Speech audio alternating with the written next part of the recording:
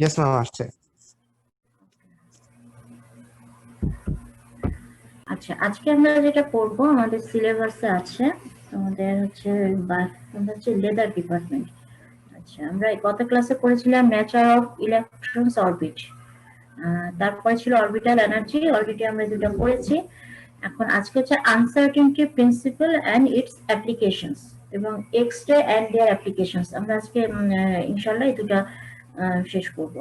এখন uncertainty and its application. Uncertainty হচ্ছে একটা অনিশ্চয়তা। আনসার্টেনটি মানে হচ্ছে অনিশ্চয়তা। আর হাইজেনবার্গ হচ্ছে সায়েন্টিস্টের নাম, হাইজেনবার্গ, তার নাম অনুসারে রাখা হয়েছে হাইজেনবার্গ আনসার্টেনটি প্রিন্সিপাল, অর্থাৎ হাইজেনবার্গের অনিশ্চয়তার সূত্র। সূত্রটা কি আমি আগে একটু বলে নিই, পরে ব্যাখ্যায় যাচ্ছি। সূত্রটা হচ্ছে এক্স গুণ পি। এক্স হচ্ছে তোমার যে পজিশন, একটা পার্টিকেল তার পজিশন, আর ডেল এক্স এখানে বলছে যে তার আনসার্টেনটি, অর্থাৎ সে কোথায় আছে আমরা ঠিক জানি না, সম্ভাব্য আনসার্টেন, এটা বোঝানোর জন্য এখানে একটা ডেল বসাচ্ছে। ডেল এক্স অর্থাৎ পজিশনের আনসার্টেনটি এবং মোমেন্টামের আনসার্টেনটি। পি হচ্ছে মোমেন্টাম। এই দুটাকে যদি আমরা গুণ করি, অর্থাৎ product of uncertainty of position and uncertainty of momentum, এই দুটা যদি গুণ করি তাহলে এটা হবে এইচ কাই বা এইচ কাট বাই 2 এর বড় অথবা সমান।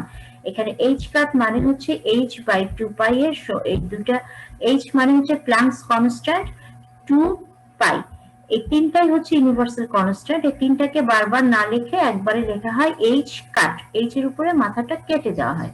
সো এখানে বলা হয়েছে যে এই পজিশন এবং মোমেন্টামের যে গুণফল আনসার্টেনটি, সেটা এইচ কাট বাই 2 এর বড় অথবা সমান।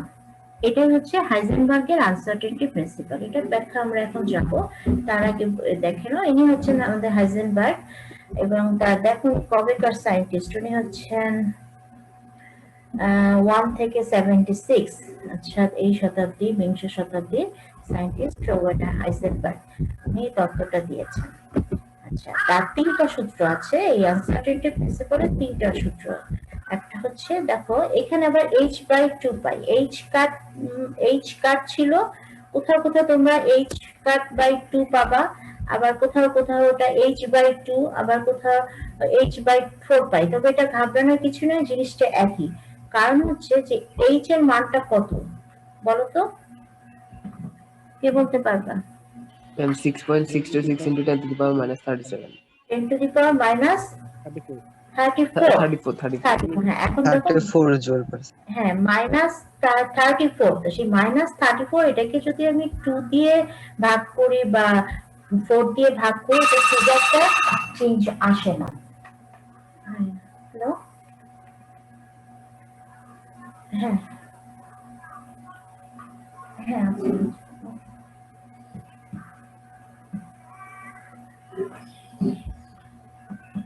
আচ্ছা একটু জাস্ট 1 মিনিট একটু হোল্ড করুন।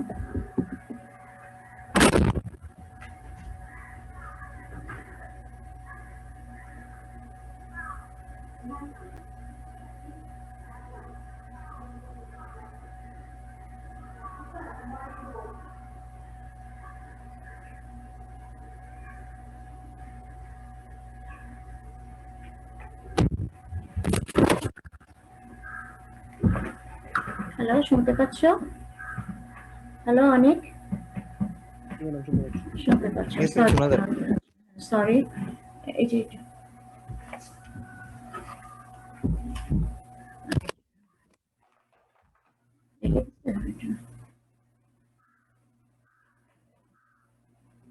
আচ্ছা সরি, একটা জরুরি ফোন আসছিল। আচ্ছা, আনসার্টেনটি প্রিন্সিপাল, হ্যাঁ কি বলছিলাম, যেটা ওই যে 10 to the power minus 34, এটাকে যদি আমরা 2 দিয়ে বা 4 দিয়ে ভাগ করি খুব একটা ডিফারেন্স হয় না। তো এখানে হচ্ছে পজিশনের আনসার্টেনটি এবং মোমেন্টামের আনসার্টেনটি এর প্রোডাক্ট, এই দুটার প্রোডাক্ট হবে এইচ বাই 2 পাই বা এইচ কাট বাই 2 এর সমান অথবা বেশি। সো এখানে ডেল এক্স হচ্ছে আনসার্টেনটি অফ পজিশন মানে তার অবস্থান, এবং আনসার্টেনটি অফ মোমেন্টাম তার ভরবেগ। এবং এটা তিনটা সূত্র আছে, বিখ্যাত তিনটা সূত্র। একটা হচ্ছে পজিশন এবং মোমেন্টামের প্রোডাক্ট, আরেকটা হচ্ছে energy, uncertainty of energy and uncertainty of time, সময় এবং এনার্জি। এটা পার্টিকেল, সে হয়তো তার একটা এনার্জি আছে, সময়, তখন যদি আমরা সময়, এনার্জি, আনসার্টেনটি এবং টাইমের আনসার্টেনিটি প্রোডাক্ট করি সেটা হবে h কাট বাই 2 পাই সমান অথবা বড়। আরেকটা আছে যেটা খুব একটা আমাদের প্র্যাকটিক্যাল লাগে না, তারপরে এটা আমরা একটু জেনে রাখি, যেহেতু এটা একটা যে মোমেন্টামের আনসার্টেনিটি এবং লিনিয়ার মোমেন্টামের আনসার্টেনিটি দুইটার প্রোডাক্টটা হবে h কাট বাই 2 এর সমান অথবা a। তাহলে হাইজেনবার্গ কি করলেন, এই তিনটা সূত্র উনি দাঁড় করিয়েছেন।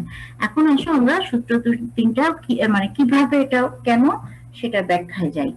এখন হাইজেনবার্গ, আর দেখো এমনি কিন্তু হাইজেনবার্গ এটা হচ্ছে ইয়াং কালের ছবি সম্ভবত, ওনার সেই বিখ্যাত সূত্র এক্স পজিশন এবং মোমেন্টামের যে আনসার্টেনিটির প্রোডাক্ট, এখানে আবার দেখো এইচ কাটের মানে এইচ কাট মানে এইচ বাই 2 পাই এর প্রায় সমান, অর্থাৎ সবগুলোই কিন্তু কারেক্ট, কারণ যেহেতু এর মানটা আসলে -10 টু দি পাওয়ার -34, সো এটা খুব একটা ভ্যারি করছে না এইচ কাট বা এইচ বা এইচ বাই 2।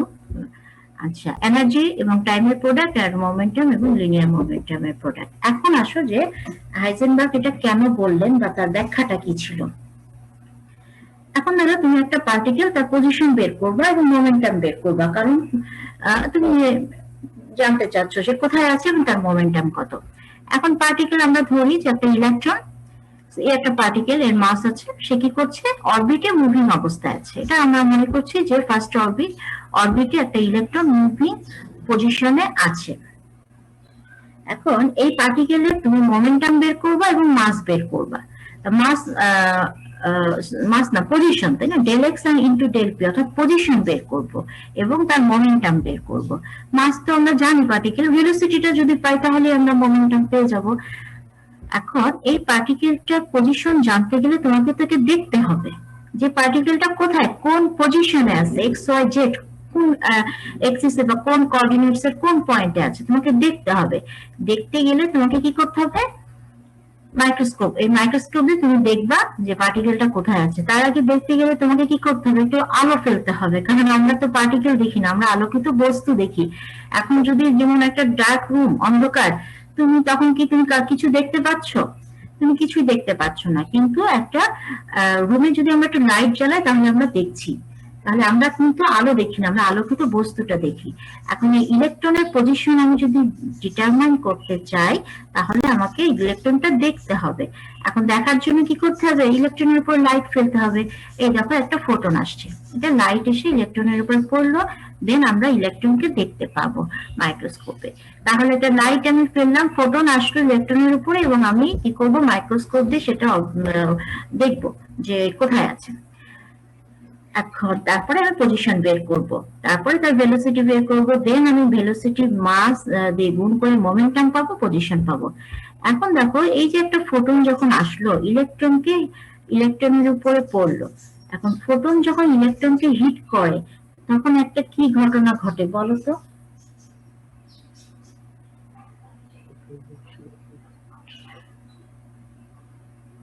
এনার্জেটিক ফোটন ইলেকট্রনের সাথে সংঘর্ষের ফলে কিছু একটা হয়, মনে হয় আমরা করেছি photoelectric effect. Photoelectric effect ma'am photon নির্গত হয়। ফোটন নির্গত তো হয় না, আমি তো ফোটনকে দিলাম, ফোটন আসলো ইলেকট্রনকে হিট করলো, দেন কি হলো, কোন ইফেক্ট এটা, কাছাকাছি গিয়েছো বাট মিলাতে পারো না, ব্যাটে বলে লাগেনি। তার মানে বুঝে যাচ্ছে আমি যে স্লাইডগুলো দিচ্ছি। Good, excellent. কে বললেন, রোল নাম্বার বলো, আমি একটু লিখি। 16। নাম কি? সামি। হ্যাঁ, সামি হাতে একটু পড়াশোনা করেছে যার জন্য সে বলতে পেরেছে চট করে যে এটা আসলে 16, রোল নাম্বার 16 না কি 60 কোনটা? 16। 16। আচ্ছা, থ্যাংক ইউ। আসলে এটা কম্পন ইফেক্ট, আমরা ডিটেইলস পড়েছি কম্পন ইফেক্ট। একটা ফোটন, এনার্জেটিক ফোটন একটা রেস্ট ইলেকট্রনকে হিট করলো, দেন ফোটনের কি হলো, ফোটন এনার্জি ওকে দিয়ে দিল, ইলেকট্রন আরেক দিকে চলে গেল, ফোটন চলে গেল আরেক দিকে, এবং এটা কম্পন ইফেক্ট লাইটের একটা ফিনোমিনা। এটা আমরা ডিটেইলস পড়েছি। এখন এই স্লাইডগুলো রেখে দিলে কিন্তু হবে না, এগুলো পড়তে হবে পরীক্ষায়, কিন্তু এগুলো সব যা যা পড়াচ্ছি এগুলোই পরীক্ষায় আসবে, বাইরে কিছু আসবে না। আমাদের পড়ানো হয় না, কারণ আমরাই পড়াচ্ছি, আমরাই সিলেবাস ফলো করছি, আমরাই প্রশ্ন করছি। তো তোমাকে ক্লাস ফলো করতে হবে এবং আমরা যা পড়াচ্ছি এটা ফলো করতে হবে। তুমি যদি এটা না করো, রেখে দাও, তাহলে হবে কি তুমি এটা সামনে যে আগাচ্ছি, যেমন আজকে যেটা পড়াচ্ছি, এখন কম্পটেন ইফেক্টটা মাথায় না থাকলে তোমার এই ঘটনাটা আমার বোঝাতে কষ্ট হবে। সো যেহেতু বুঝছে এটা কম্পটেন ইফেক্ট, আমাকে আর কিছু বলতে হচ্ছে না। যে ফোটন এসে একটা এনার্জেটিক ফোটন ইলেকট্রনকে রেস্ট ইলেকট্রনকে যখন হিট করে তখন কম্পটেন ইফেক্ট হয়। অর্থাৎ কি করে, এই ফোটনটা তার এনার্জি এঁকে দেয় এবং সে কি করে এই এনার্জিটা পেয়ে আরেক দিকে দৌড় দেয়। মনে আছে না সেই ছবিটা কম্পটেন ইফেক্টের? এবং কি করে ফোটন আরেক দিকে চলে যায়। এবং আমরা লাস্টে যে ইকুয়েশনটা কম্পটন বের করেছে, কম্পটন ইকুয়েশন, তোমরা একটা কাগজ কলমে লিখে নাও কম্পটন ইকুয়েশন, আজকে ওটা দেখবা আরেকবার। যে কম্পটন ইকুয়েশনে কি ছিল, যে lambda prime minus lambda is equal to lambda c into 1 minus cos theta. এখন অর্থাৎ যে ল্যামডাটা আসছিল, যে ওয়েভলেন্থ বা যে লাইটটা আসছিল, সেই লাইটের ওয়েভলেন্থই চেঞ্জ হয়ে যাচ্ছিল এবং চেঞ্জ হয়ে গেছে, এবং আমরা ইকুয়েশন আকারে এটা বের করে দেখেছি। এবং ইলেকট্রন কি করেছিল, একটা সে রেস্টে ছিল এবং একটা এনার্জি পেয়ে এই ফোটনের এনার্জিটা সে রিসিভ করে সে তখন কি করে একটা ভেলোসিটি নিয়ে আরেক দিকে মুভ করে গেল। এইখানে যেটা হচ্ছে যে আমি যেহেতু লাইট ফেলেছি, এখানে কোয়ান্টাম ইফেক্টের ফলে কি হচ্ছে, এ কিছুটা এনার্জি পেয়ে আরেক দিকে চলে যাচ্ছে, ভেলোসিটি একটা নিয়ে চলে যাচ্ছে। যে ভেলোসিটি নিয়ে সে মুভ করছিল সেটা কিন্তু নাই। আর যেহেতু ভেলোসিটি চেঞ্জ হচ্ছে, বা আমি যখন একে দেখছি, বা এই যে ফোটন এসে পড়লো, তারপরে তো আমি দেখবো লাইট এসে পড়ছে, মাইক্রোস্কোপে দেখবো, কিন্তু ফোটন এসে পড়ার পরে যখন ওই সময় তার একটা পজিশন ছিল এবং কোয়ান্টাম ইফেক্টের ফলে কি হয়েছে, তখন তার পজিশনটা চেঞ্জ হয়ে গেছে। কিন্তু আমি যখন দেখবো তখন কিন্তু সেই ইলেকট্রনটা ওই পজিশনে আর নাই, সে ওখান থেকে মুভ করেছে। তাহলে আমি কি অ্যাকুরেট পজিশন পাচ্ছি না, আমি তো ভেলোসিটিটা দেখতে পাচ্ছি না, এত ভেলোসিটি ইলেকট্রনের। তাহলে আমি ভেলোসিটি যদি পাই, তাহলে মোমেন্টাম, ভেলোসিটি গুণ much is equal two momentum, আমি মোমেন্টামটা পেলাম অ্যাকুরেটলি, বাট পজিশন কিন্তু তার ওইখানে নাই। কারণ আমি যখন দেখছি এই লাইট এসে পড়ছে, আমি দেখছি তখন অলরেডি পজিশনটা চেঞ্জ হয়ে গেছে।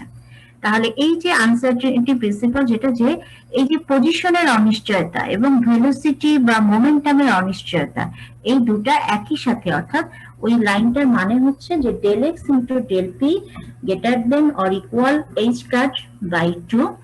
এই যে সূত্রটা কি ইন্ডিকেট করছে, কি ডিফাইন করছে, যে একই সাথে অর্থাৎ সিমultaneously কোন পার্টিকুলার পজিশন, মানে তার যে পজিশন অবস্থান এবং তার মোমেন্টাম, এটা অনিশ্চিত। একই সাথে আমরা পজিশন এবং অ্যাকুরেটলি একই সাথে পজিশন এবং মোমেন্টাম নির্ণয় করতে পারি না। এই ইকুয়েশনটা সেটা বলছে যে আমি যদি পজিশনটা অ্যাকুরেটলি পাই তো মোমেন্টামটা চেঞ্জ হয়ে যাবে, আর যদি মোমেন্টাম অ্যাকুরেটলি পাই তো পজিশনটা একটা আনসার্টেনিটি হয়ে যাবে। সো এই জন্য সূত্রটা বলা হচ্ছে যে পজিশনের যে আনসার্টেনিটি, অনিশ্চয়তা, এবং মোমেন্টামের আনসার্টেনিটি, এই দুটা প্রোডাক্ট হচ্ছে h cat by 2। অর্থাৎ ইট মিন্স দ্যাট যে কোন পার্টিকেলের এট দ্য সেম টাইম সিমultaneously আমরা তার পজিশন এবং অ্যাকুরেট পজিশন, অ্যাকুরেট মোমেন্টাম বের করতে পারি না। আমরা যদি পজিশনটা অ্যাকুরেট বের করতে পারি তাহলে মোমেন্টামটা চেঞ্জ হয়ে যাচ্ছে, ওটা আনসার্টেনিটি হচ্ছে। আর যদি মোমেন্টামটা অ্যাকুরেটলি বের করতে পারবো তখন দেখা যাবে যে পজিশনটা চেঞ্জ হয়ে যাচ্ছে। অর্থাৎ হাইজেনবার্গের আনসার্টেনিটি প্রিন্সিপালটা এটাই ইন্ডিকেট বলছে যে একটা পার্টিকুলার অবস্থানের অনিশ্চয়তা, মানে একটা পার্টিকুলার যে অবস্থান এবং তার মোমেন্টাম অ্যাকুরেটলি সিমultaneously একই সাথে মেজার করা সম্ভব না। এখানে দেখো সেই ফটোইলেকট্রিক ইনসিডেন্ট ফোটন আসছে ইলেকট্রনের সাথে, যখন সে ইলেকট্রনের উপর পড়ছে ইলেকট্রন আরেক দিকে চলে যাচ্ছে এবং ফোটনটা স্ক্যাটার হচ্ছে। আমাদের ছিল যে আমরা ইলেকট্রনের পজিশনটা জানবো, কিন্তু আমি লাইট ফেললাম ইলেকট্রনকে দেখার জন্য, বাট ইলেকট্রনকে এই লাইটটা যখন আমার মাইক্রোস্কোপে আসবে তখন কিন্তু ইলেকট্রনটা ওই পজিশনে নাই। সো আমি কি অ্যাকুরেটলি পজিশন ডিটারমাইন করতে পারলাম না। কিন্তু আমি হয়তো তার পজিশন দিকে তার ভেলোসিটিটা বের করতে পারলাম। ভেলোসিটি পাওয়া মানে কি p is equal to mv, আমি মোমেন্টামটা অ্যাকুরেটলি পাচ্ছি, বাট পজিশন অ্যাকুরেটলি পাচ্ছি না। যদি পজিশন অ্যাকুরেটলি পাই তাহলে কি হবে, ওই টাইমে তার ভেলোসিটি চেঞ্জ হয়ে গেছে, যে ভেলোসিটিতে যে সে ছিল সেটা আমি অ্যাকুরেটলি পাচ্ছি না। অর্থাৎ অনিশ্চয়তার একটা সূত্র, যে একই সময়ে একটা পার্টিকুলার অবস্থান এবং তার ভরবেগ একসাথে মেজার করা সম্ভব না। এটা হচ্ছে হাইজেনবার্গের আনসার্টেনিটি প্রিন্সিপাল। আমরা যদি এই দাঁড়িপাল্লাটা দেখি, দেখো দাঁড়িপাল্লায় কি বলছে এখানে, ভেলোসিটি স্পিড, ভেলোসিটি আর একটা হচ্ছে পজিশন মানে অবস্থান, এক্স ডেল এক্স বা এক্স বলতে পারছি, এক্স তার অবস্থান আর হচ্ছে স্পিড, অর্থাৎ এই আমরা যদি ভেলোসিটি পাই দেন তার মোমেন্টাম পাবো মাস দিয়ে গুণ করলে, কারণ পার্টিকুলার মাস তো কনস্ট্যান্ট। তাহলে এট দ্য সেম টাইম আমরা কিন্তু দুইটা একসাথে মেজার করতে পারি না, 50-50% চান্স, 50%-50%। যদি এটা অ্যাকুরেট হয় তো দেখা যাবে এটা একটু লেস অ্যাকুরেট, আর যদি এটা অ্যাকুরেট হয় এই পজিশন হচ্ছে লেস অ্যাকুরেট। অর্থাৎ হাইজেনবার্গ বললেন যে এটা হচ্ছে কি হাইজেনবার্গের মেজারমেন্ট, যে সেম টাইম একটা পার্টিকুলার ভেলোসিটি এবং পজিশন বা পজিশন এবং মোমেন্টাম একই সাথে অ্যাকুরেটলি মেজার করা সম্ভব না। অর্থাৎ তাহলে কি হবে, যে এর যে uncertainty position del x into del p মানে মোমেন্টাম, এই দুটার প্রোডাক্ট হবে h কাট বাই 2 এর সমান অথবা বড়। আচ্ছা, এটা তো প্রিন্সিপালটা গেল। এরপরে আসো যে অ্যাপ্লিকেশনস কি কি দরকার, আমরা পড়বো কেন, আমরা এটা পড়ে আমরা কি পেলাম বা এটা থেকে আমাদের কি কি অ্যাপ্লিকেশনস আছে। যে non existence of electron in the nucleus, আমরা জানি যে নিউক্লিয়াসে ইলেকট্রন থাকে না, তাহলে নিউক্লিয়াসে কে থাকে? প্রোটন থাকে, আর কে থাকে? নিউট্রন থাকে। প্রোটন নিউট্রন থাকে কিন্তু ইলেকট্রন থাকে না। এই জিনিসটা আমরা প্রমাণ করতে পারি এই হাইজেনবার্গের আনসার্টেনিটি প্রিন্সিপাল অ্যাপ্লাই করে, এটা প্রমাণ করা গিয়েছে যে non existence of electron in the nucleus, নিউক্লিয়াসের মধ্যে ইলেকট্রনের কোনো অস্তিত্ব নাই। তাহলে কি আছে? The existence of protons and neutrons and alpha particles, alpha particle মানে হিলিয়াম নিউক্লিয়াস, এরা কি করছে নিউক্লিয়াস থেকে বের হচ্ছে। আমরা রেডিও অ্যাক্টিভিটি যখন করবো তখন এই জিনিসটা আমরা দেখবো যে আলফা পার্টিকেল এটা হচ্ছে গিয়ে হিলিয়াম নিউক্লিয়াস এবং এটা হিলিয়াম পার্টিকেল এবং এটা নিউক্লিয়াস থেকে বের হয়। তাহলে এই তাহলে যেহেতু ইলেকট্রনের এক্সিস্টেন্স নাই, ইলেকট্রনের অস্তিত্ব নাই, এটা আমরা প্রমাণ করতে পারবো হাইজেনবার্গ আনসার্টেনিটি প্রিন্সিপাল, HUP মানে হাইজেনবার্গ আনসার্টেনিটি প্রিন্সিপাল। তাহলে এক্সিস্টেন্স অফ প্রোটন, প্রোটন যে আছে নিউক্লিয়াসে এটা প্রমাণ করতে পারবো, নিউট্রন প্রমাণ করতে পারবো, আলফা পার্টিকেল যে নিউক্লিয়াস থেকে আসে এটা আমরা প্রমাণ করতে পারবো according to Heisenberg uncertainty principal. এটা হচ্ছে অ্যাপ্লিকেশনস, আমরা এখানে করবো এটা। এছাড়া আরো কিছু অ্যাপ্লিকেশনস আছে, এগুলো এখন তোমাদের করানো সম্ভব না, কারণ এটা কোয়ান্টাম মেকানিক্স এর মাধ্যমে, কোয়ান্টাম মেকানিক্স এর মাধ্যমে এগুলো সলভ করা হয়েছে। তাহলে জাস্ট আমি একটা পড়ে রাখি এইগুলো, এই জিনিসগুলো আমরা হাইজেনবার্গ আনসার্টেনিটি প্রিন্সিপালের applications. The existence of finite zero point energy, the binding energy of an electron in a hydrogen atom is the order of 15 electron volt. A radiation emitted from an excited atom does not appear with a precise frequency. এই জিনিসগুলো প্রমাণ করা গিয়েছে হাইজেনবার্গের uncertainty principal বা এর applications. এটা তাহলে আমরা এই প্রথম দুটো দেখবো, প্রমাণ করব যে ইলেকট্রন নিউক্লিয়াসে থাকতে পারে না, এটা প্রমাণ করো। কিসের সাহায্যে করবো আমরা? হাইজেনবার্গ আনসার্টেনিটি প্রিন্সিপালের সাহায্যে। আচ্ছা, এখন দেখো the radius of the atomic nucleus is the order of 10⁻⁻50 metre. তুমি একটা আঁকো তো, অ্যাটম আঁকো, একটা বৃত্ত আঁকো, বৃত্ত আঁকো। তোমাদের হাতে কাগজ কলম আছে, আমিও আঁকছি তোমাদের সাথে সাথে। যে বৃত্তটার রেডিয়াস কত?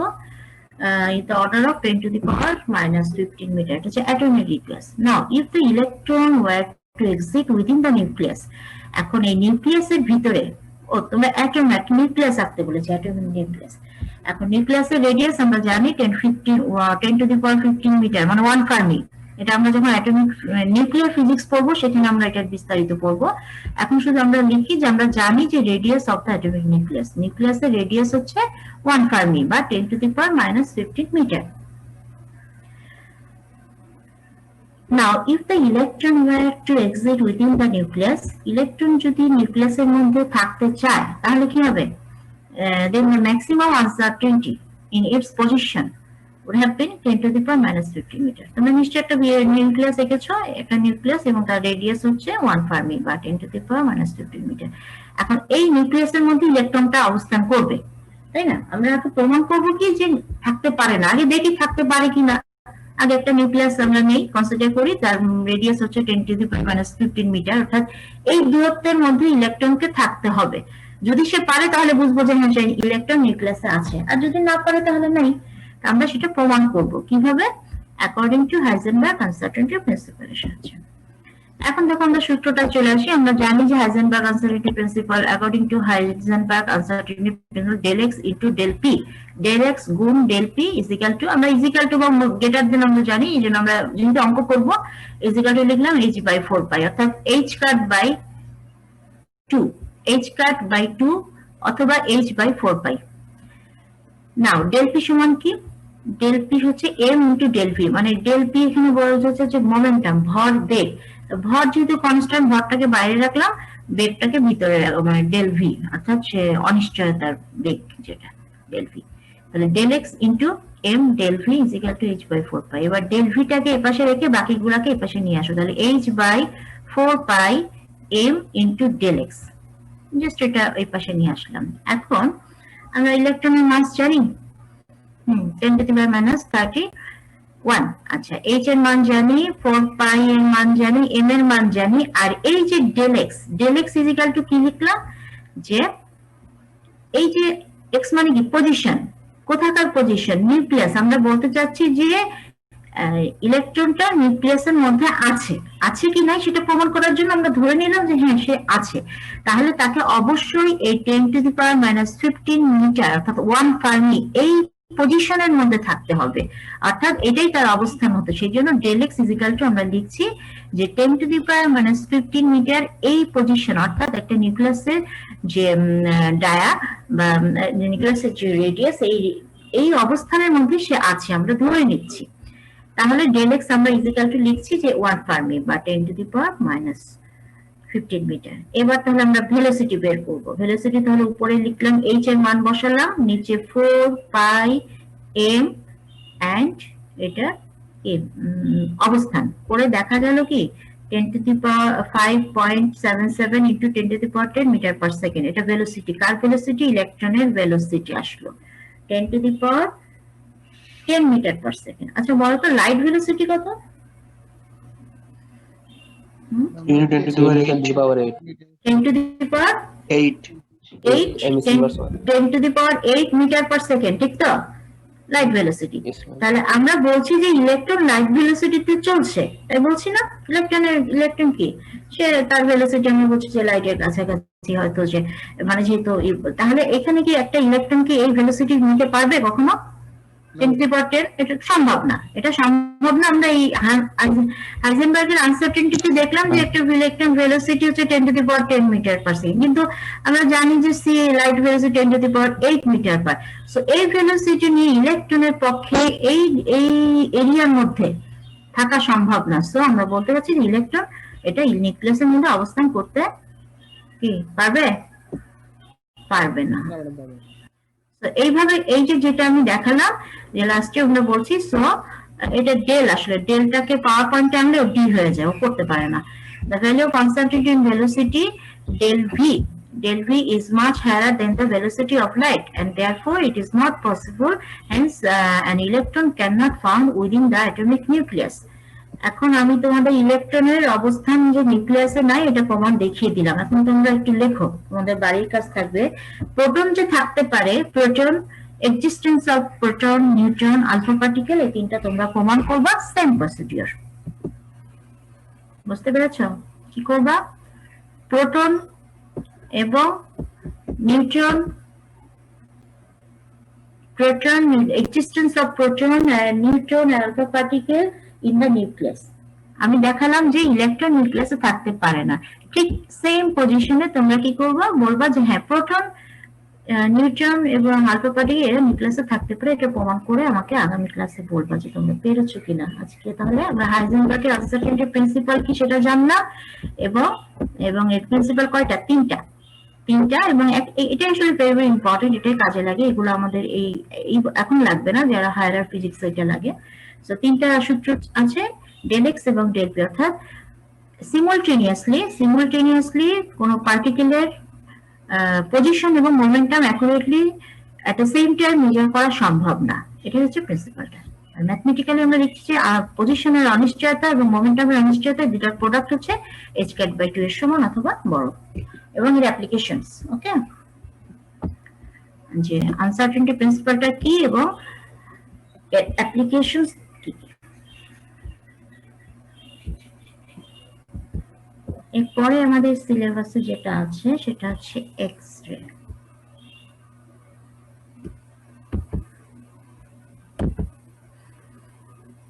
স্লাইড দেখা যাচ্ছে? না ম্যাম।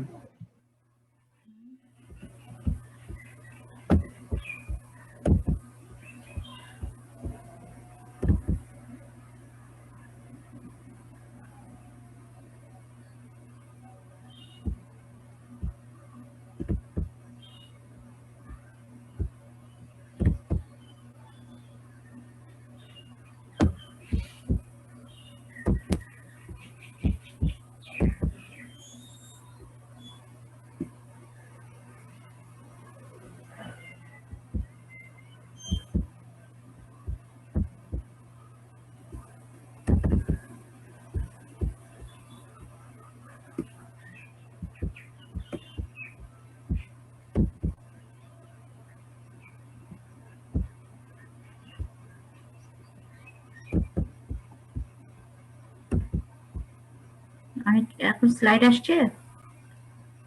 জি আসছে। আচ্ছা, তোমাদের 43 আজকে প্রেজেন্ট এত কম কেন? সবারই কি কারেন্ট নাই নাকি? আর কোনো ক্লাস আছে আজকে? না ম্যাম। ম্যাম দুপুরে একটা আছে, আড়াইটা। সেটা বুঝলাম, কিন্তু অ্যাবসেন্ট এত বেগ কম কেন? 43 দেখলাম এই মাত্র। সবাই সুস্থ আছে তো? ভালো আছে কিনা? অনেক খোঁজ খবর রাখো সবার।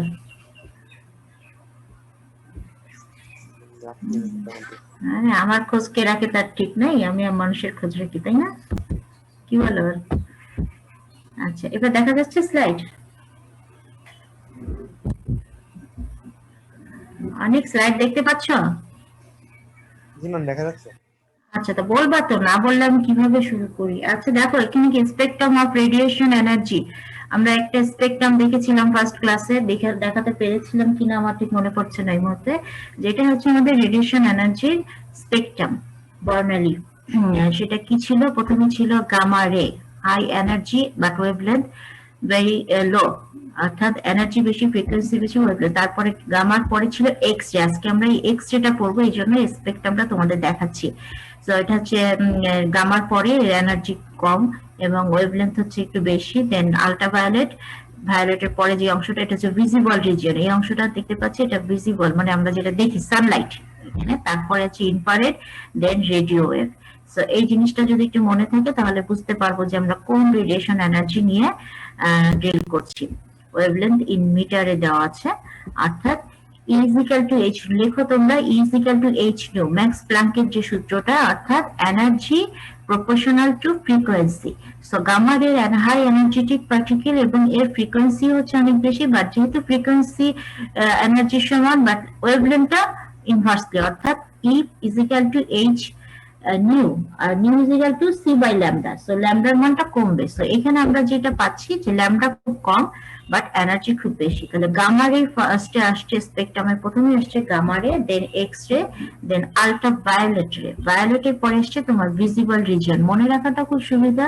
ভিজিবলে আমরা কি জানি? বিটকয়েড, বেনি আসহ কলা। সো বেনি আসহ কলা, সো বেনি থেকে শুরু হচ্ছে তোমার আলট্রাভায়োলেট, আর এই পাশে আসছে লাল, রেড, রেডের পরে আসছে ইনফ্রারেড, দেন রেডিও ওয়েভ, মাইক্রোওয়েভ, এভাবে চলছে। সো এই স্পেকট্রামটা মাথায় রাখবো, মুখস্থ রাখবো যে কোনটা থেকে কোনটা আসছে। আর এখন আমরা পড়বো হচ্ছে কি, আজকে আমরা এক্স রে প্রপার্টিজ এবং এর অ্যাপ্লিকেশনস পড়বো। এখানে একই ছবি আরেকবার একটু দেখাচ্ছি, এটা মনে রাখার জন্য যে তোমরা যদি এরকম একটা ওয়েভ আঁকো তো তোমরা খাতায় যে একটু বড়, আস্তে আস্তে ওয়েভলেন্থ কি হচ্ছে, অনেক বড় ওয়েভলেন্থ আসে, আস্তে ওয়েভলেন্থ ছোট হচ্ছে, ছোট হতে হতে মিশে গেল। তাহলে এই যে পয়েন্টে ওয়েভলেন্থ, এখানে কি ওয়েভলেন্থ খুবই কম, এটাই হচ্ছে তোমার গামা রে, অর্থাৎ এনার্জি খুব বেশি বাট ওয়েভলেন্থটা খুব কম। তো আমরা যদি এই ছবিটা মনে রাখি, মাথায় রাখি, তাহলে আমরা আমাদের এই স্পেকট্রামের যে সিরিজটা এটাও মনে থাকবে, যে যেখানে ওয়েভলেন্থ কম সেটা গামা, তারপরে এক্স রে। তাহলে কি হচ্ছে, এক্স রে ওয়েভলেন্থ গামার চেয়ে একটু বেশি, তাই না? আচ্ছা, তারপরে আল্ট্রাভায়োলেট, ভায়োলেট এটা হচ্ছে ভিজিবল, ভিজিবল মানে আমাদের যে সানলাইট, যেটা আমরা যেটা দেখতে পাচ্ছি। তারপরে আসছে ইনফ্রারেড, তারপরে মাইক্রোওয়েভ, তারপরে রেডিও ওয়েভ। এখানে যে ছবিটা জাস্ট একটু কিছু এক্সাম্পল আকারে দেওয়ার চেষ্টা হচ্ছে। এক্সাম্পল যে বললাম গামা, এটা আসলে এটা হাই এনার্জেটিক, এটা কোথা থেকে আসছে? নিউক্লিয়াস থেকে আসছে, অ্যাটমিক নিউক্লিয়াস তারপরে আসছে অ্যাটম থেকে এক্স রেটা আসবে, অ্যাটম থেকে আমরা আজকে এক্স রেটা কোথা থেকে উৎপত্তি হয় এর অ্যাপ্লিকেশন এগুলো ডিটেলস পড়বো। তাহলে এক্স রেটা কোথায় আসছে, গামার পরে, এবং এর উৎপত্তিটা কোথায়, অ্যাটমে, এবং এটা দেখো যে ওয়েভলেন্থটা গামার চেয়ে একটু বড়।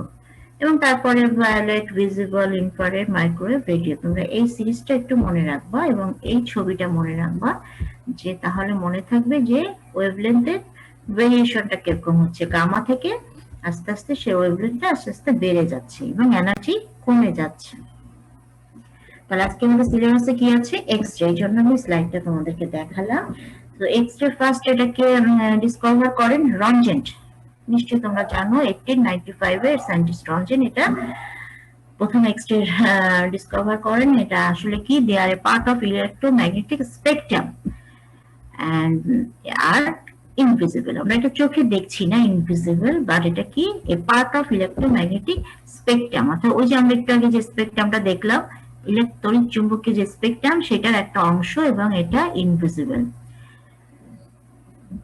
And X-rays are described as constituting of wave packets or energy. এটা হচ্ছে ম্যাক্স প্ল্যাঙ্ক যেটা বলেছিলেন, যে ম্যাক্স প্ল্যাঙ্কের যে কোয়ান্টাম থিওরি অফ লাইট, সেখানে কি বলা ছিল যে সোর্স থেকে পার্টিকেল আকারে বের হচ্ছে এবং এই পার্টিকেল গুলো কি একটা প্যাকেট আকারে যাচ্ছে এবং প্যাকেটের একটা ফাইনাইট এনার্জি আছে।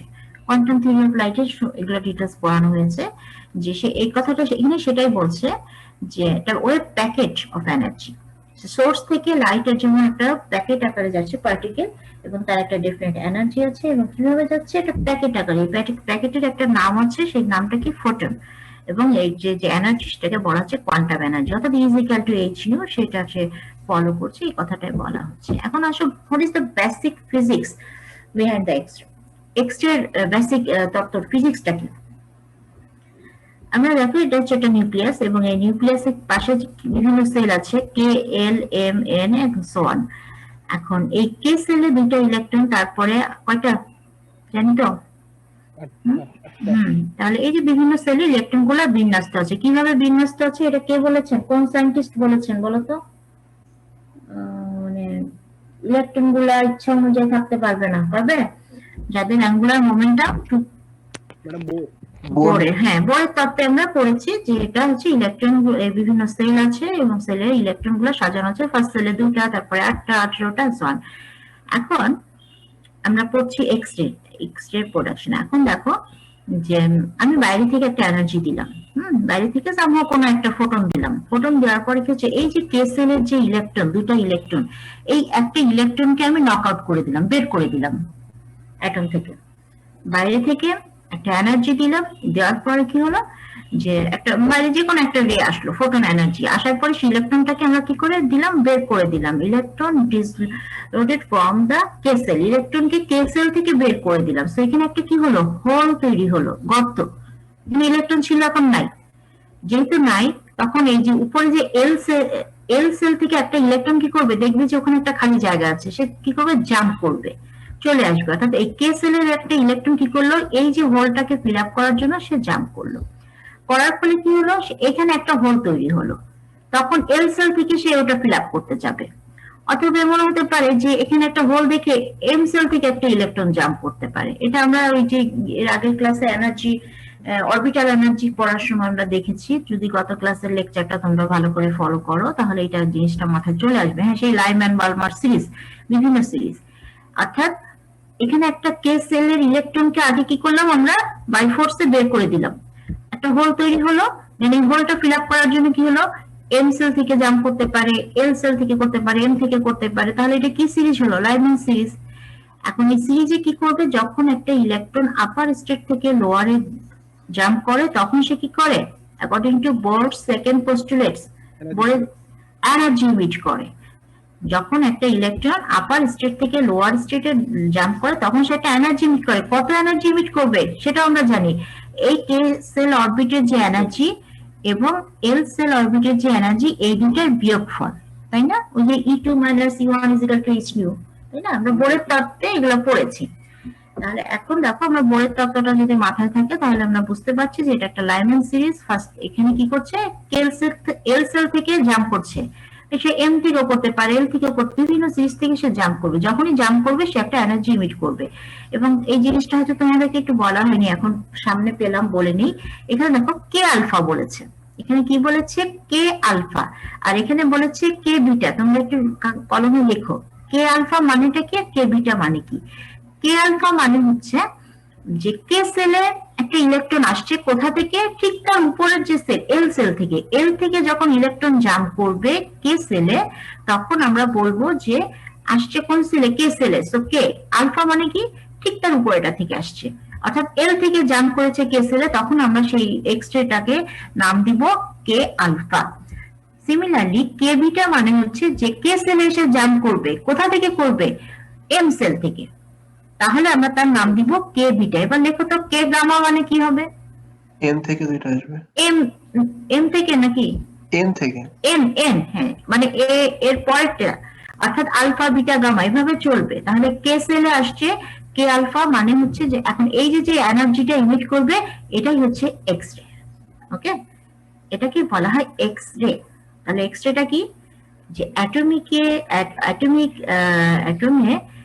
অরবিটালের ইলেকট্রনের ট্রানজিশনের ফলে যে এনার্জিটা ইমিট হচ্ছে, জিনিসটাকে বুঝো তাহলে লিখতে পারবা যে অ্যাটমিক অরবিটের ইলেকট্রন গুলার ট্রানজিশন, অর্থাৎ সে আপার থেকে লোয়ারে আসছে, তখন সে একটা এনার্জি ইমিট করছে, এটাই হচ্ছে এক্স রে। ওকে, এখন কোথা থেকে কোথায় আসছে সেটার উপর তার নাম ডিপেন্ড হবে। এখানে আমরা কে আলফা বলতে আমরা বুঝছি যে কে থেকে কে আলফা, আলফা মানে হচ্ছে কে সেলে, কে মানে কে সেলে আসবে, পড়বে, এসে কোথা থেকে পড়বে, আলফা মানে ঠিক তার উপরটা থেকে, এল সেল থেকে। কে বিটা তার মানে কে সেলে এসে ইলেকট্রন পড়ছে কোথা থেকে, বিটা মানে আলফা বিটা, 2 নাম্বার। এটা হচ্ছে তোমার আলফা বিটার যে বর্ণ বর্ণ কি বলে এটাকে, বর্ণমালার ওই গ্রিক বর্ণমালার, আমাদের যেমন এবিসিডি ওদের ওই আলফা বিটা গামা, সেই অনুযায়ী এটা সেট করা হয়েছে। এখন আমাকে বলো তো এল আলফা মানে কি, এল আলফা এক্স রে মানে কি বলো। ম্যাডাম এম থেকে এলে আসছে, এম থেকে এলে আসছে, কারণ এল আলফা। আবার লেখো, তোমরা এটা লিখে নাও পাশে। আবার এম আলফা মানে কি, এম আলফা, ম্যাডাম এন থেকে এন থেকে এম এ আসছে। আচ্ছা এবার লেখো এম গামা মানে কি, এম গামা মানে ম্যাম ও থেকে আসছে, ও থেকে ও হ্যাঁ, কে এল এম এন ও, ও থেকে আসছে কোথায়, M M A. M A. হ্যাঁ, এই তো বুঝতে পেরেছো তো জিনিসটা এরকম। তাহলে হোয়াট ইজ এক্স রে, অনেক সময় অঙ্ক করার সময় না তোমাকে কি বলে দিবে জানো, কিছু বলবে না, শুধু বলবে যে কে বিটা, এখন তুমি ল্যামডার মান বের করো, ওই যে ওই সূত্রটায়, ওই যে রিডবার্গ কনস্ট্যান্টের ওই সূত্রটায়। এখন তোমাকে কে বিটা মানে বুঝতে হবে যে কে মানে n is equal to 1, beta মানে m is equal to n1 মানে হচ্ছে 1, কে মানে n1 is equal to 1, আর বিটা মানে হচ্ছে n2 is equal to m। এইটা বুঝে তোমাকে ওই সূত্রে বসিয়ে, ওই সূত্রটা তো খুব সোজা, সবকিছু দেওয়া থাকবে, একটা জিনিস বের করতে হবে, রিডবার্গ কনস্ট্যান্ট তো জানোই, ওখান থেকে ল্যামডা বের করে ফেলবা। এই জন্য এই জিনিসটা ওখানে বলা হয়নি, এখানে বলে দিলাম কে আলফা কে বিটা, এই জিনিসগুলো মাথায় রাখবো, অঙ্ক করার সময় দেখবে এরকম আসছে। আচ্ছা এখন আমরা বলো, আমরা যেটা পড়ছিলাম যে what is X ray, X ray কাকে বলে। এক্স রে হচ্ছে যে অরবিটাল ইলেকট্রনের ট্রানজিশন, অর্থাৎ ইলেকট্রন যখন সে জাম্প করছে আপার থেকে লোয়ারে, তখন সে একটা এনার্জি ইমিট করবে। এই ক্ষেত্রে দেখো যে কে বিটা এর এনার্জি কত হবে, বলতে পারবো আমরা, অবশ্যই পারবো। কে বিটা এই যে এক্স রেটা বের হচ্ছে, এই এক্স রে এনার্জি কত,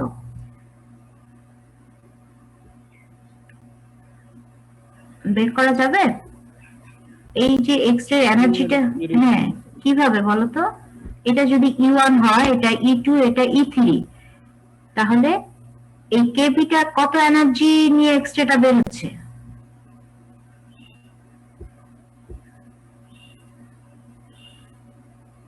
আমাকে মানটা বলতে হবে না, সূত্রটা বলো কিভাবে পাওয়া যায়, সেটা বললে হবে। Madam R a into 1 by n1 square feedback ধ্রুবকে দিয়ে 1 বাই n1 স্কয়ার মাইনাস না না না, ওইদিকে যাবো কেন, আমি শুধু এনার্জি চাচ্ছি, আমি প্রত্যেকটা স্টেজের এনার্জি জানি, E1 এর মান জানি -13.6, E2 জানি, E3 জানি, তাহলে আমি এই কে বিটা এক্স রেটা যে বের হচ্ছে এনার্জি কত, E3 মাইনাস E1, এই তো হ্যাঁ, E3 minus E1 is equal two যে এক্স রেটা বের হচ্ছে, এটা হচ্ছে কে বিটা। E2 মাইনাস E1 এটা হচ্ছে কে আলফা। তাহলে আমরা যেটা বলছি যে হোয়াট ইজ এক্স রে, যদি বলা হয় এক্স রে কি, তখন আমরা বলবো যে অরবিটের ইলেকট্রন গুলো যখন আপার থেকে লোয়ারে জাম্প করে তখন যে এনার্জিটা ইমিট হয় সেটাই হচ্ছে এক্স রে। যে আমাদের হাত পা পড়ে গেলে হাত পা ভাঙে তখন আমরা কি করি, কোথায় যাই, হ্যাঁ এক্স রে করতে যাই। কি তোমরা এক্স রে করো নাই কি? আমার তো মনে হয় নিজে না করলেও অন্তত এক্স রে বাড়িতে যে দুই একটা এক্স রে ফিল্ম নাই, এটা তো আসলে বিশ্বাসযোগ্য না, আর না থাকলে সেটা খুবই ভালো, তার জন্য আমরা করতালি দিই। আসলে কি এক্স রেটা হচ্ছে যে আমরা কি করতে যাই, এক্স রে করতে যাই, সেটাও আমরা দেখবো আজকে। তাহলে এই যে এক্স রে বারবার করছি, যাও এক্স রে করে আসো, হ্যাঁ পড়ে গেছে যাও সিটি স্ক্যান করে আসো, তাহলে এটা আসলে কি জিনিস, এই সেই এক্স রে। আমরা ডিটেলসে যাচ্ছি, তার আগে আমরা এর প্রোডাক্ট অরিজিনটা, মানে আমরা আজকে এটা এই স্লাইডের নামটা হবে অরিজিন অফ এক্স রে, যে এক্স এর অরিজিনটা কি, কিভাবে উৎপত্তি হয়। সেটা বুঝলাম যে অরবিটে ইলেকট্রনের ট্রানজিশনের ফলে, সে আপার থেকে যখন লোয়ারে আসে তখন সে একটা এনার্জি ইমিট করে, সেই এনার্জিটাই হচ্ছে এক্স রে। এখন সে কোন অরবিট থেকে কোনটায় করবে, সেই দুইটার ডিফারেন্স যদি এল থেকে কে পড়ে তাহলে এই দুটার যে ডিফারেন্স সে একটু এনার্জি ইমিট করবে, অর্থাৎ এনার্জি দিয়ে আমরা বলতে পারি যে কোন অরবিট থেকে ইলেকট্রন জাম্প করলো।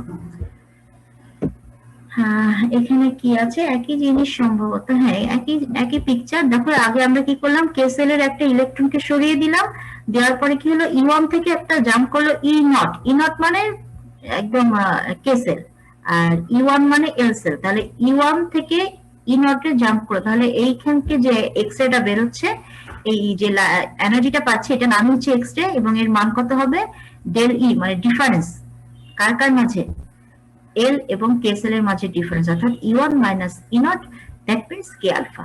কে আলফা কি আমরা তো জানি যে কে সেলে আসছে কোথা থেকে, আলফা, তার মানে জাস্ট এল সেল থেকে আসছে।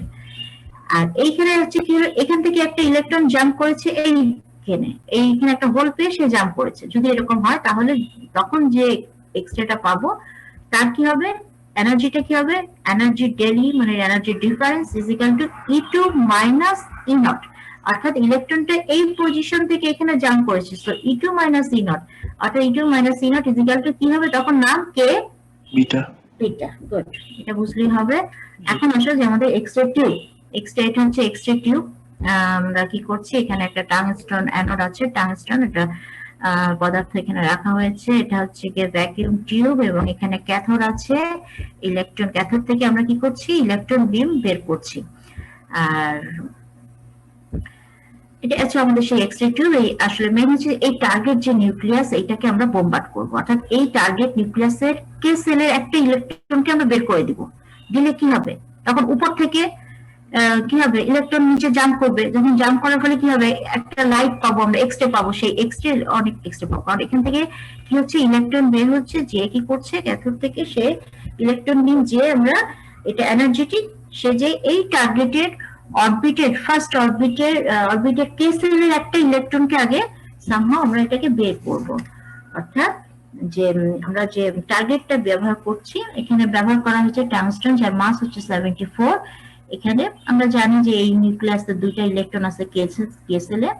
এখন এই যে কে সেলের একটা ইলেকট্রনকে আমরা বের করতে পারি সামহাও, দেন কি হবে, এল সেল থেকে একটা ইলেকট্রন জাম্প করবে, এম সেল থেকে জাম্প করবে, এবং এভাবে আস্তে আস্তে জাম্প করতে থাকবে। এবং আমরা যেহেতু এটা তার একটা হবে না, একটা দিয়ে এরকম বুঝে যায় আসলে অনেক ইলেকট্রন আসছে, এবং কি করছে, যত এই অ্যাটমের কে সেলের ইলেকট্রনকে বের করছে, এবং উপর থেকে যখন জাম্প করছে, ফলে আমরা একটা বিম পাচ্ছি, এক্স রে বিম, অনেক এক্স রে প্রডিউস হচ্ছে, এবং যার ফলে আমরা এক্স রে বিম পাচ্ছি। এবং এই এক্স রে বিমটা কি হচ্ছে, আমরা ব্যবহার করছি কোথায়, আমাদের ছবি তোলার বিভিন্ন অ্যাপ্লিকেশনস আছে, ওই এক্স রে বিম লাইট ফেলে আমরা ছবি তোলা, কারণ এর একটা পেনিট্রেটিং পাওয়ার আছে, এনার্জি, এবং কি করে যখন কোনো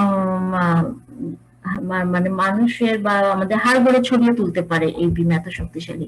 এটা হচ্ছে আমরা 3 ডাইমেনশনাল ভিউ দিচ্ছি, যে এটা হচ্ছে সেই টার্গেট, এই ক্যাথোড ফিলামেন্ট, এখান থেকে ইলেকট্রন যাচ্ছে, এবং টার্গেটের এটাকে কে সেলের ইলেকট্রনকে বের করছে, এবং অ্যাজ এ রেজাল্ট হচ্ছে আমরা প্রচুর ইলেকট্রন এক্স রে বিম পাচ্ছি। এখন আসে প্রপার্টিজ কি, প্রপার্টিজ আরো আছে এখানে স্লাইডে, যে কটা দেখলাম, এছাড়া আমরা এই পরে আরো দেখবো, যে X ray travels in straight lines and electrically neutral, and X-ray are polyenergetic and heterogeneous. Polyenergetic মানে অনেকগুলো এনার্জি আছে, heterogeneous homogeneous না, এটা heterogeneous, travels at the speed of light, electromagnetic radiation and are highly penetrating, invisible rays, সবই বলা হয়ে গেছে। highly penetrating, penetrate করতে পারছে, যার জন্য কি হচ্ছে এক্স রে বিমের সামনে যখন আমরা দাঁড়াচ্ছি আমাদের বডি ছবি, হাড়ের ছবিও তুলে দিতে পারছে। আচ্ছা, এখানে একটা স্লাইড যেহেতু আসছে আমি এটা একটু বলে যাই, এর পরবর্তীতে আরো ডিটেলসে যাব। ব্রেনস্টর্ম টার্গেট ইন্টারঅ্যাকশন মানে এক্স রে বিম আবার দু প্রকার, হ্যাঁ, একটা হচ্ছে কন্টিনিউয়াস আর একটা ক্যারেক্টারিস্টিক্স। দুই প্রকার এক্স রে পাওয়া যায়, একটা হচ্ছে কন্টিনিউয়াস, কন্টিনিউয়াস গুলো এরকম কন্টিনিউয়াস এরকম গ্রাফ পাওয়া যায়, আর যেটা ক্যারেক্টারিস্টিক্স সেটা হচ্ছে এরকম কন্টিনিউয়াস এসে আবার একটা পিক উঠে, কে আলফা কে বিটা। তাহলে দুই প্রকার এক্স রে বিম আমরা পাচ্ছি, এটা আমরা পরবর্তীতে একটু ডিটেলসে যাব। এখন এখান থেকে আর কি স্লাইড থেকে বের হই, তার আগে কি আছে দেখো। আলফা, আলফাটা কি, এটা পেপার, পেপার দিলে আলফাকে আটকানো যায়, অর্থাৎ এটা বেশি পেনিট্রেট করতে পারে না, এর পেনিট্রেটিং পাওয়ার কম, এনার্জিও কম। বিটা, বিটা পার্টিকেল, এটা আমরা ডিটেলস আরো জানতে পারবো যখন আমরা নিউক্লিয়ার ফিজিক্স পড়বো। বিটা হচ্ছে স্কিন, এটা আমি তোমার দেখো একটা হাতে স্কিন ভেদ করে চলে যাচ্ছে, অর্থাৎ আলফার থেকে বিটার এনার্জিটা বেশি, পেনিট্রেটিং পাওয়ারও বেশি। এটা কাঠ উড, এখানে কি যাচ্ছে মেডিকেল এক্সরে, এই এক্সরে আমরা এই জিনিসটা পড়ছি। এক্সরে কি করছে, সেটা পেপার ভেদ করে চলতে পারছে, একটা হাতের এই যে স্কিন, হাত গোল সব ভেদ করে চলে যেতে পারছে, একটা কাঠ রাখলেও সেটাও মানে এর পেনিট্রেটিং পাওয়ারটা, পেনিট্রেটিং মানে হচ্ছে ভেদন ক্ষমতা আলফা বিটার চেয়ে বেশি। বাট কি আটকাচ্ছে কোথায়, যে কনক্রিট, কনক্রিটের ভিতরে সে আর ঢুকতে পারছে না, অর্থাৎ তার এনার্জি এখানে সে আটকে যাচ্ছে। আর এটা হচ্ছে গামা, তো গামাটা কি হচ্ছে, তার এনার্জিটা এক্স এর চেয়ে বেশি। আমরা ওই যে স্পেকট্রামে মনে আছে যে গামা ছিল সবার আগে, অর্থাৎ এই এনার্জি খুব বেশি এবং পেনিট্রেটিং পাওয়ারও খুব হাই। সে কনক্রিট বেদ করে কনক্রিটের মধ্যেও ঢুকে যাচ্ছে, এবং কনক্রিট যদি একটু ছোট থাকে তাহলে সে ওই পারেও চলে যেতে পারবে, অর্থাৎ এটা হাই এনার্জেটিক, বাট কার চেয়ে এক্স এর চেয়ে বেশি এনার্জেটিক। আর এখানে নিউটনের এনার্জি এত বেশি, আর কনক্রিট লাগে না, সে একেবারে বাইরে চলে যায়। এই ছবিটা বোঝানো হচ্ছে আলফা বিটা গামা নিউট্রন, মানে আমরা যখন নিউক্লিয়ার ফিজিক্স পড়বো তখন আলফা বিটা গামা এবং নিউট্রন সম্পর্কে, এনার্জি সম্পর্কে জানবো। বাট আজকে যেহেতু আমরা ফিজিক্স এই সরি এক্স রে পড়ছি, এক্স রে কতটুকু সেটা কম্পেয়ার করে আমরা বুঝতে পারছি এই ছবির সাহায্যে। এখানে একটা মজার জিনিস প্রশ্ন, যেটা একটা বেসিক প্রশ্ন আছে, আমি যেহেতু মনে পড়লো এখন বলে রাখি, পরে যদি আবার ভুলে যাই। যে তোমরা আজকে আমরা শিখলাম যে এক্স রে অরিজিনটা জানলাম, তাই না? বলো তো এক্স রে অরিজিনটা কোথায়, উৎপত্তিটা কোথা থেকে?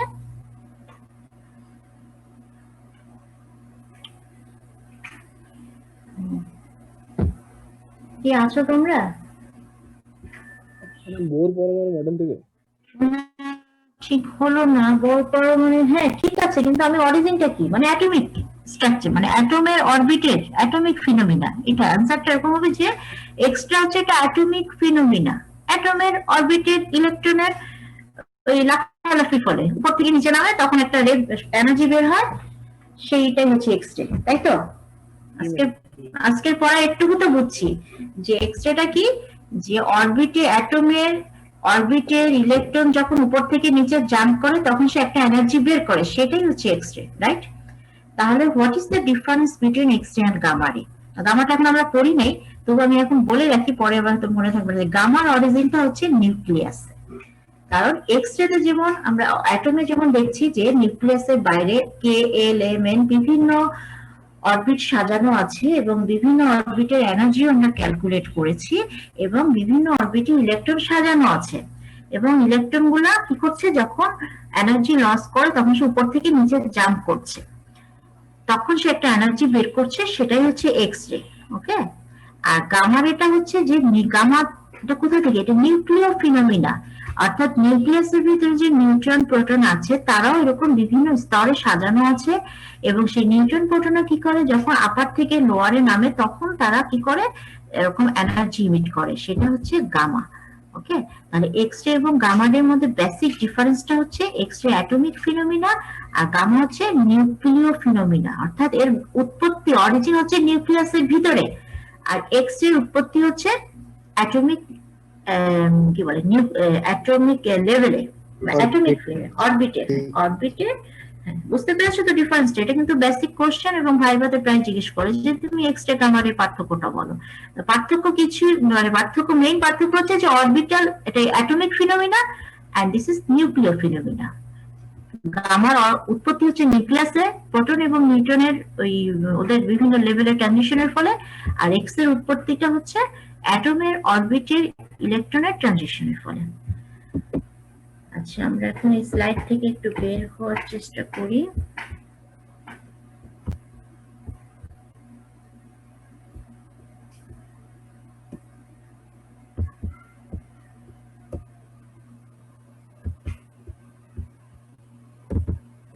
স্লাইড দেখতে পাচ্ছ? জি ম্যাম। আচ্ছা এক্স-রে অলরেডি কথাবার্তাগুলো বলা হয়ে গেছে।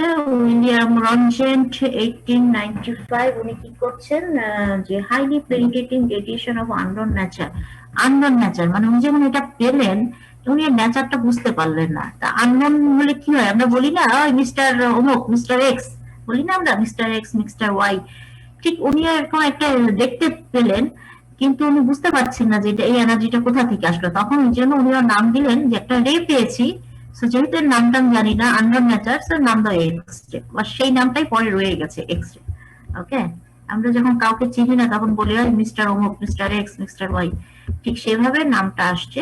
যে উইলিয়াম রনজেন্ট 1895 উনি কাজ করছিলেন, কাজ করতে দেখলেন যে এক ধরনের রে পাওয়া যাচ্ছে, যেহেতু আননোন নেচার উনি জানেন না এটা কি, এই জন্য উনি নাম দিলেন যে এক্স-রে, এবং উনি সেই থেকে নামটা হয়ে গেছে এক্স-রে। এবং আমরা অরিজিন অফ এক্স-রে অলরেডি আমরা এগুলো এখন আমরা বুঝে গেছি তাই না? এটা অরিজিনটা কিভাবে হলো যে অরবিটের ইলেকট্রন গুলো যখন আপার থেকে লোয়ারে জাম্প করবে তখন যে রেটা বের হবে সেটাই হচ্ছে এক্স-রে। অর্থাৎ এটা একটা টোটালি অ্যাটমিক ফিনোমিনা। এবং এটা আমরা কিভাবে পেয়েছি আমরা দেখেছি যে একটা টার্গেটকে আমরা একটা ইলেকট্রন বিম দিয়ে টার্গেটে কে সেলের ইলেকট্রনকে আগে বের করেছি সামহাউ। কে সেলের ইলেকট্রন যখন বের হয়ে যাচ্ছে দেন একটা হোল হচ্ছে, দেন কি হচ্ছে এল থেকে জাম্প করছে, এখানে একটা হোল হচ্ছে, দেন এই হোলটা পূরণ করার জন্য উপর থেকে আসছে, এইভাবে কি হচ্ছে অনেক ইলেকট্রন ট্রানজিশন হচ্ছে, ফলে আমরা বিভিন্ন রে পাচ্ছি। সেই রে থেকে আমরা প্রত্যেকটা নাম আছে এবং এনার্জি পাচ্ছি। আর যখন একটা ইলেকট্রন জাম্প করে এল থেকে কে জাম্প করবে তখন এর যে এনার্জি এর এনার্জি দুটার ডিফারেন্স, তাই হচ্ছে এক্স-রে। এখানে সব যে কথাবার্তা যা বলেছি সব বলা হয়ে গেছে। আচ্ছা এখানে আমরা দেখতে পাচ্ছি অনেকগুলা প্রপার্টিস, এগুলো সম্ভবত বলা হয়ে গেছে। হ্যাঁ এখানে আমরা অলরেডি বলে ফেলেছি। এফেক্ট হচ্ছে ফটোগ্রাফিক প্লেটে, যেহেতু এটা এনার্জি আছে ফটোগ্রাফিক প্লেটে এটা এফেক্ট করে, আর যেহেতু এটা chargeless particle so they are not reflected by magnetic আর ইলেকট্রিক ফিল্ড। যেহেতু এটা চার্জলেস পার্টিকেল সো এটা কি করবে, সে ম্যাগনেটিক ফিল্ডের মধ্যে দিয়ে গেলেও কিছু হবে না, ইলেকট্রিক ফিল্ডের মধ্যে দিয়ে গেলেও তার কিছু হবে না। আচ্ছা photo electron from some metals থেকে ফটো ইলেকট্রন বের করে, অর্থাৎ মানে কি ফটো ইলেকট্রিক ইফেক্টও ঘটায়। দেখেছো এক্স-রে দিয়ে কি করে, এক্স-রে ল্যাবরেটরি অর্থাৎ উৎপন্ন করছে ফটো ইলেকট্রন ফ্রম সাম কিছু মেটাল থেকে, সে কি করছে ওই ফটো ইলেকট্রিক ইফেক্ট ঘটনাটাও ঘটছে, ফটো ইলেকট্রন বের করছে, তার মানে ফটো ইলেকট্রিক কারেন্টও পাচ্ছি। The ionize the gas which they pass, অর্থাৎ এ কিন্তু গ্যাসকে আয়োনাইজ করতে পারে। যখন একটা গ্যাসের ভিতর দিয়ে এক্স-রে যাচ্ছে তখন সেটাকে আয়োনাইজ করে। দে আর হাইলি পেনিট্রেটিং, একটু আগে আমরা যে ছবিটা দেখলাম যেটা হাইলি পেনিট্রেটিং, কোথায় গিয়েছিল আমাদের একেবারে স্কিন ভেদ করে হাড় ভেদ করে কাঠের মধ্যে দিয়ে চলে গিয়েছিল, অর্থাৎ highly penetrating. they show the interference diffraction polarization, অর্থাৎ ইন্টারফারেন্স মানে কি ব্যতিচার অপবর্তন পোলারাইজেশন, এই ঘটনাগুলো মানে লাইটের প্রপার্টিস। এটা তোমরা লাইটে এটা পড়বা বা পড়েছো কিনা জানি না, লাইট আছে তোমাদের এটা না আমারই পড়াইতে হবে, তোমাদের অপটিক্স পড়াবো তখন আমরা এই জিনিসগুলো ডিটেলস পড়বো যে ইন্টারফারেন্স কি ডিফ্রাকশন কি পোলারাইজেশন কি, এই ঘটনাগুলো কি করছে এক্স-রে এই প্রপার্টিস গুলো শো করে দেখায়। আর হচ্ছে জিঙ্ক সালফাইডের উপর ফ্লোরেসেন্স এটা প্রডিউস করে, অর্থাৎ সে অ্যাক্টিভিটি আছে। এবার আসলে ইউজেস, এটা ভেরি ইম্পর্টেন্ট, আমাদের দরকারটা কি সার্জারি অর্থাৎ অপারেশনের ক্ষেত্রে দেখা যাচ্ছে যেহেতু এটা হাইলি পেনিট্রেটিং এটা রাইট, বিভিন্ন ক্ষেত্রে এটা সার্জারি অর্থাৎ ডায়াগনোসিস করা হচ্ছে, আবার কিছু ক্ষেত্রে ট্রিটমেন্টও করা হয়। ডায়াগনোসিস হচ্ছে যেমন তোমার হাড় ভেঙেছে, হাড়টা কতটুক ভেঙেছে, হ্যাঁ তো পড়ে গিয়েছে, হাড়টা আদৌ ভেঙেছে কিনা, কতটুক ভেঙেছে, কিভাবে করেছে, এটা ডায়াগনোসিস করার জন্য এক্স-রে করা হচ্ছে। আর অনেক সময় সার্জারির ক্ষেত্রেও এক্সরে, সেটা হচ্ছে এনার্জিটা ডিপেন্ড করে, ডাক্তার বুঝবেন যে হ্যাঁ তার হয়তো ধরো তার যেমন এই যে রেডিওথেরাপি, রেডিওথেরাপিতে কি করছে, টিউমার বা স্কিন ক্যান্সার হয়েছে, মানে একটা জায়গার কিছু কোষ ড্যামেজ হয়ে গেছে। এখন একটা টিউমার বা একটা ক্যান্সার মানে কি, ওই জায়গার কোষটা ড্যামেজ হয়েছে, ওই ড্যামেজ যে কোষগুলা সেলগুলা সেগুলাকে যদি আমি হাই এনার্জেটিক রে দিয়ে আমি কিল করতে পারি তাহলে ক্যান্সার ভালো হয়ে গেল, টিউমার ভালো হয়ে গেল। এটা হচ্ছে রেডিওথেরাপি। এবং আরেকটা হচ্ছে এর সাথে যেটা আছে কেমোথেরাপি। কেমোথেরাপি হচ্ছে তোমার এক ধরনের স্যালাইন, হাই অ্যান্টিবায়োটিক, এটা স্যালাইন আকারে বা ইনজেকশন আকারে পুশ করা হচ্ছে, লিকুইড হাই অ্যান্টিবায়োটিক। আর রেডিও হচ্ছে রে দিয়ে যে থেরাপিটা মানে ট্রিটমেন্ট, এক্সরে হতে পারে, গামারে হতে পারে। এই রে দিয়ে যেটা হয়, এক্সরে দিয়েও অনেক সময় এই থেরাপিটা করা হয়। অর্থাৎ এক্সরে যেহেতু এনার্জেটিক, সে কি করে ডাক্তার এটা ক্যালকুলেশন করবেন যে এই এনার্জি, বেশি এনার্জি দিয়ে ওই বডির ওই অংশটাকে, ওই অংশের যে সেল গুলো আছে, কোষ যতটুকু ক্যান্সারটা ছড়িয়েছে কোষগুলাকে মেরে ফেলবে হাই এনার্জিটি, তাহলে ক্যান্সারটা ভালো হয়ে গেল, টিউমার ভালো হয়ে গেল। সেটা হচ্ছে রেডিওথেরাপির প্রসেস।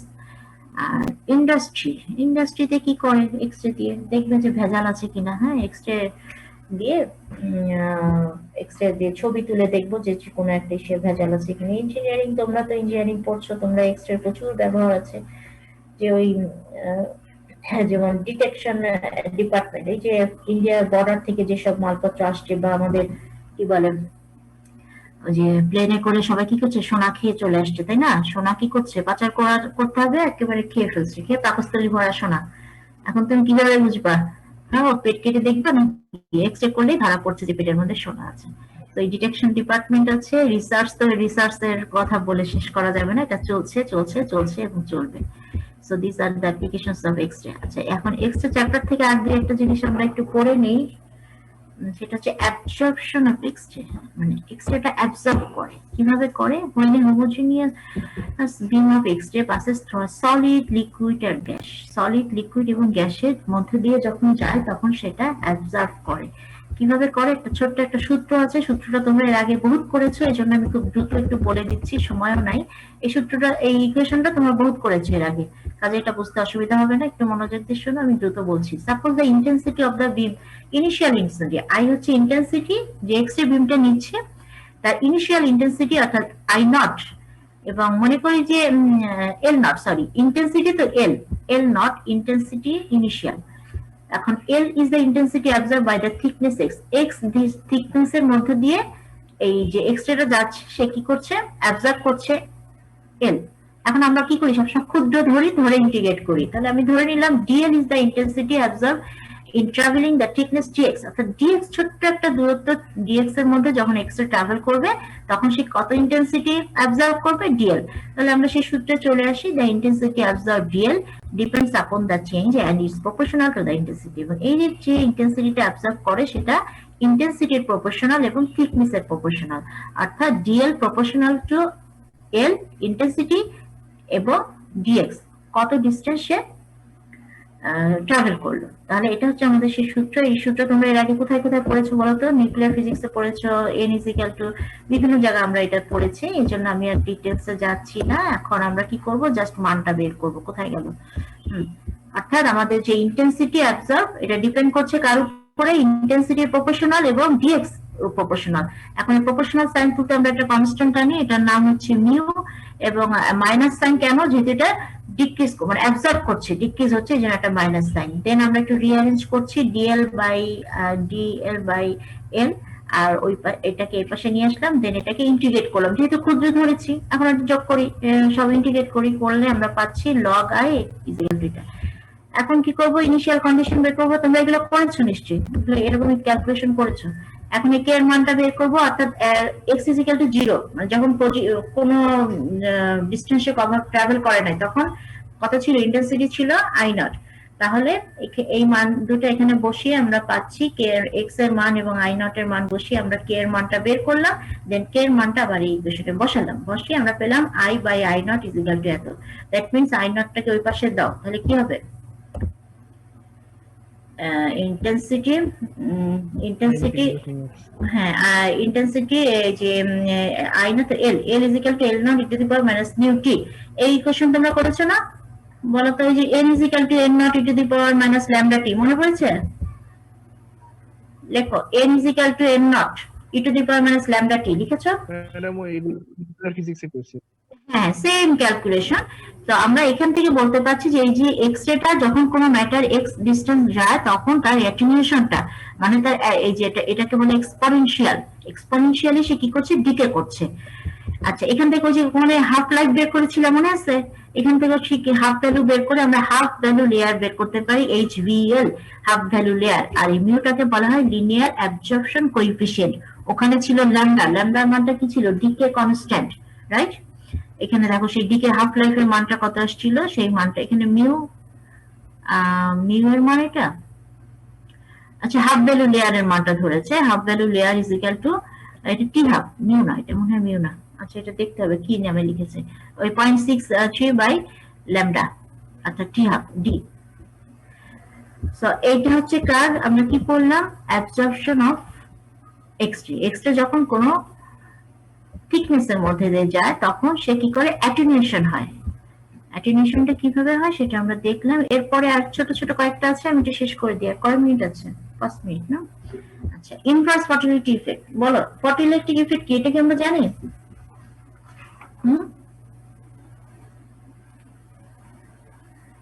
জানি কিনা না তোমরা পুরানো পড়া পড়ছো না মনে হয় রেসপন্স করতে পারছো না আমি কিন্তু তোমার হেডকে জানাই দিব তোমার হেডের সাথে আবার আমার অনেক খাতির আছে আমি বলে দিব ছেলেরা ক্লাসে বলে না বলো ফটোইলেকট্রিক ইফেক্টটা কি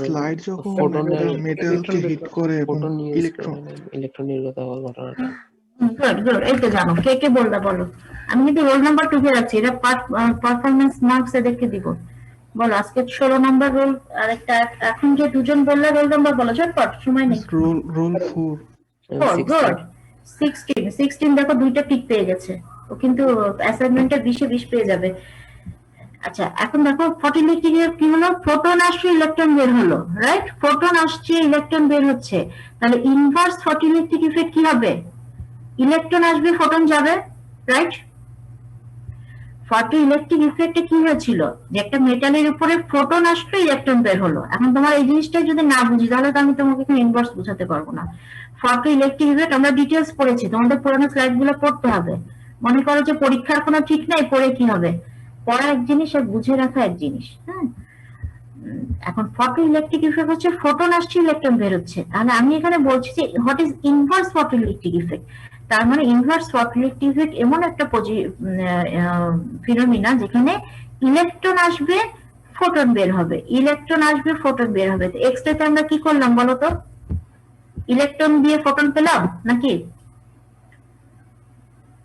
এক্স-রে তে আমরা ইলেকট্রন দিয়ে ফোটন পাচ্ছি কি ধরতে পারো না এই দেখো এখানে কি করলাম ক্যাথোড রে থেকে কি আসছে ইলেকট্রন বিম আসছে সে কি করছে এখানে হিট করছে টার্গেট ট্রান্সট্রানকে হিট করছে ক্যাথোড থেকে ইলেকট্রন বিম আসছে এসে কি করছে দেখো ইলেকট্রন এসে কি করলো হাই এনার্জেটিক ইলেকট্রন দিয়ে আমরা এই ইলেকট্রন কেসেলের ইলেকট্রনকে নক আউট করে দিলাম দেওয়ার পরে কি হচ্ছে যেহেতু একটা হোল তৈরি হচ্ছে উপর থেকে জাম্প করছে তখন এনার্জি বের হচ্ছে this is the X-ray so electron দিয়ে আমরা কি করলাম ফোটন পেলাম ফোটনটা আসলো কোথা থেকে যদি এই ইলেকট্রনটা বের করতে না পারতাম তাহলে কি হতো ইলেকট্রন উপর থেকে জাম্প করতো না করলে এক্স-রে হতো না সো আমরা এক্স-রে এই যে এক্স-রে বিমটা পাচ্ছি কিভাবে ক্যাথোড থেকে আমরা ইলেকট্রন করছি হাই এনার্জেটিক ইলেকট্রন আমরা এই যে এটা তো আসলে একা না এর সাথে অনেক ইলেকট্রিসিটি কারেন্ট এর সার্কিট আছে সো এইটাকে আমরা অ্যাসিলারেটেড করে কি করছি ইলেকট্রন যাচ্ছে